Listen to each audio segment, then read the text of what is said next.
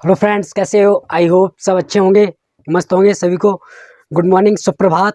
तो आज का जो मैं वीडियो बनाने वाला हूँ वो इस टॉपिक के ऊपर है कि अभी तक एग्ज़ाम एक दिन हो गया कंडक्ट कराए हुए। तो कल का भी दिन निकल गया और आज भी 2-3 घंटे हो गए। अभी तक जो सीटेट का पेपर लीक हुआ था उसका कोई भी अभी तक ऐसा कोई ऑफिशियल अपडेट नहीं आया कि जिससे ये मालूम पड़े कि पेपर पूरा कैंसिल होगा या नहीं होगा। तो ऐसा भी कोई अपडेट नहीं आया सीबीएसई की तरफ से। तो कहना चाहूँगा कि जो सीबीएसई है वो एक क्लियर रहती है, एक मतलब वो कोई वैसी व्हाट्सअप है किसी सोशल इंटरनेट मीडिया की जो टाइम की जो न्यूज़ होती है ना, वो उस चीज़ को वो मानती नहीं है, उस चीज़ को वो ऑथेंटिक ही नहीं मानता है। तो अगर देखा जाए तो बहुत कम चांस हैं कि जो अपना सीटेट है वो एग्ज़ाम दोबारा, पूरा एग्ज़ाम दोबारा कंडक्ट कराए। ऑर्गेनाइज दोबारा एग्ज़ाम मुश्किल है बहुत ही। एक मान लीजिए एक लिमिट है, एक 95% चांस है कि वो कराएगा नहीं पूरा इतना बड़ा पेपर ऑर्गेनाइज। तो जो पेपर उसने करा दिया ऑलरेडी पहले से, तो वो पेपर अब रहने वाला है आपका। हो सकता है कि जहाँ ज़्यादा सेंटर से पेपर लीक हुआ हो, जिस जगह से हुआ हो, जिस स्टेट से हुआ हो सकता है कि वो उस जगह पे पेपर को दोबारा से कंडक्ट करा दे।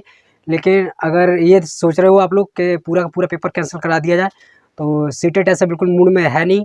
अगर होता तो तुरंत ऑफिशियल वेबसाइट पे पेपर लीक होने के 2-4 घंटे बाद या आज कल शाम तक डाल देता, लेकिन अभी ऐसा कोई भी उसने पुष्टि नहीं की है जिससे ये पता पड़ेगा सीटेट अपना एग्ज़ाम पूरा कंडक्ट करा रहा है या फिर मतलब पूरा कैंसिल करा रहा है या फिर मतलब कुछ ही जगह पे। तो अभी ऐसा कुछ हुआ नहीं, तो उम्मीद तो यही है कि वो वहीं करा सकता है जहाँ पे पेपर लीक होने के ज़्यादा चांस थे। और अगर उसे वहाँ पता पड़ता है कि हाँ यहाँ से पेपर लीक हुआ, तो उन्हीं सेंटर पे वो दोबारा एग्ज़ाम रिकंडक्ट करा सकता है। वैसे पूरा एग्ज़ाम ये सोचो को पूरा पेपर कैंसिल करा के दोबारा से हो, तो ऐसा बिल्कुल नहीं होगा। तो यही था। और आपका जो रिज़ल्ट है, रिज़ल्ट भी आएगा, ऐसा नहीं कि आपका रिज़ल्ट नहीं आए, रिज़ल्ट आएगा जैसा आपने पेपर में किया है, जिस तरीके से आप करके आए हो वो भी रिज़ल्ट आएगा आपका। आपने कितना सच्ची ईमानदारी से एग्ज़ाम दिया था, क्या आपने होता क्या है, जब पेपर लीक हो गया था तो लोगों को 2-4 घंटे पहले ही पता पड़ गया था। तो कुछ तो ऐसे होंगे इसमें जिन्होंने कहा होगा पेपर तो दोबारा होगा, तो उन्होंने पेपर पूरा किया ही नहीं होगा, उन्होंने तो छोड़ दिया होगा। कुछ ने तो कहा क्या करें पेपर देने का, कुछ ऐसा होगा कि उनका जो आ भी रहा होगा तो उन्हें ठीक-ठाक से भरे नहीं होंगे, बोले मन नहीं लगा होगा, क्योंकि ऐसी न्यूज़ सुनने के बाद में फिर ऐसा ही होता है। तो ज़्यादा ध्यान नहीं दिया होगा। कुछ ने तो कहा होगा कि मैं पेपर जैसा होगा पूरा पूरा कर दे रहा हूँ 150 नंबर का, चाहे गलत हो चाहे सही हो, पेपर तो दोबारा से रिकंडक्ट होएगा जब लीक हो गया। तो ऐसा आपकी सोच गलत थी और उस टाइम आपने ये ठीक भी नहीं सोचा था कि क्या होगा। जो होना था हो गया था, आपको पेपर पूरा करके आना था आपका। तो रिजल्ट भी आएगा उसका, जो आपने लिखा है जिस तरीके से आपने उसमें पेपर में करके आया वो आपको परिणाम आपको मिलेगा। हो सकता है आंसर की भी आपको 1-2 दिन में देखने को मिल जाए, आंसर की भी सीबीएसई अपना डालेगा आंसर की भी। और जो उसका मूड है बिल्कुल है नहीं कोई एग्ज़ाम रिकंडक्ट कराए। तो बस यही होता है, जब पेपर लीक हो जाता है तो उससे दिक्कत ये होती है कि जो स्टूडेंट 5-6 महीने ऑलरेडी तैयार करते हैं, मेहनत करते हैं, प्रिपरेशन करते हैं, इतने अच्छे से सोचते हैं कि एग्ज़ाम इतना आने वाला है, तो इसके लिए उन्होंने अच्छे से सोचा था कि पेपर अच्छा जाए मेरा और अच्छा करके आएँ।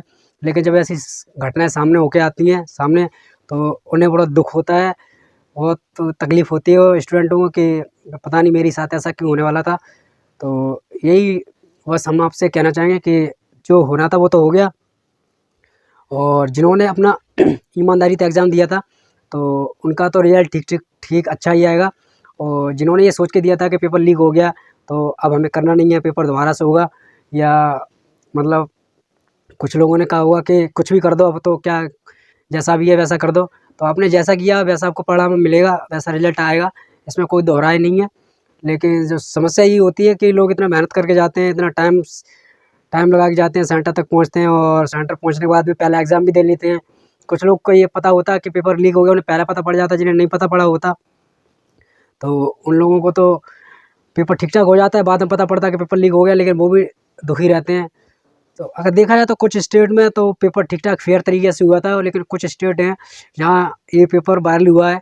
तो वायरल होने की सीबीएसई अगर देखेगा कि सेंटर से कहाँ नकल ज़्यादा हुई है, कहाँ पेपर लीक हुआ, तो उसपे हो सकता है रिकंडक्ट करा दे। लेकिन ऑलमोस्ट अगर आप ये समझो कि पूरा पेपर कैंसल करा के दोबारा ऑर्गेनाइज़ कराए, तो ऐसा सीबीएसई का बिल्कुल मूड है नहीं।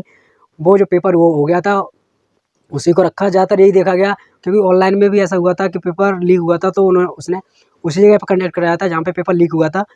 तो वीडियो मेरा बनाने का पर्पज़ यही था कि आप लोगों को एक अपडेट दे दें कि किस तरीके से सीबीएसई क्या करना चाह रहा है, क्या नहीं। तो जहाँ तक संभावना यही है कि पेपर आपका कैंसिल नहीं होगा, जो पेपर था वही रहेगा। बस यही है कि जिस जगह से लीक हुआ वहाँ दोबारा रिकंडक्ट करा सकता है, पुष्टि पूरी ऑथेंटिक मिलने पर, तो वहाँ दोबारा रिकंडक्ट हो जाएगा। वो बकाया जैसा आपने पेपर करके आए होगा उस तरीके से आपको रिजल्ट मिलेगा। तो आशा करता हूँ सभी लोग अब इंतजार करें आंसर की का, और वेट करें अपने रिजल्ट का कि हम कैसा करके आए, किस तरीके का रिजल्ट मिलेगा। Thank you so much all of you.